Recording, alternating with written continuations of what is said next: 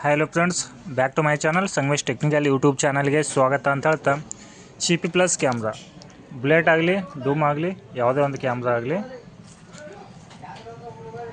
ಇವಾಗ ಎನಿಮಿಯಾದಲ್ಲಿ ಏನು ಎಜಾಜ್ ಬರ್ತಾ ಇದೆ ಅಂತೇಳಿ ನೀವು ನೋಡ್ಬೋದು.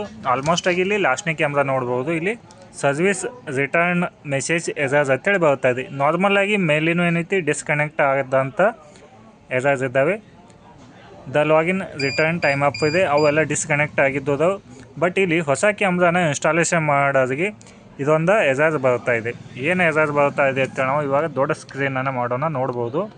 ಇವಾಗ ಇದನ್ನು ನಾವು ದೊಡ್ಡ ಸ್ಕ್ರೀನನ್ನು ಮಾಡೋಣ ನೋಡ್ಬೋದು. ಇಲ್ಲಿ ಸರ್ವಿಸ್ ರಿಟರ್ನ್ ಮೆಸೇಜ್ ಎಜಾಜ್ ಅಂತ ಬರ್ತಾ ಇದ್ದೇವೆ. ಇದನ್ನು ನಾವು ಹೇಗೆ ಕ್ಯಾಮ್ರಾನ ಸ್ಟಾರ್ಟ್ ಮಾಡಬೇಕೆಂಬುದು ಮೇನ್ ಪಾಯಿಂಟ್ ಆಗಿದೆ. ಇದು ಫುಲ್ ವಿಡಿಯೋ ನಮ್ಮ ಯೂಟ್ಯೂಬ್ ಚಾನಲಲ್ಲಿದೆ. ನೀವು ಯೂಟ್ಯೂಬ್ ಚಾನಲಲ್ಲಿ ಹೋಗಿ ಈ ಸರ್ವಿಸ್ ರಿಟರ್ನ್ ಮೆಸೇಜನ್ನು ಹೇಗೆ ಮಾಡೋದು ತಿಳ್ಕೊಬೋದು. Thank you for watching.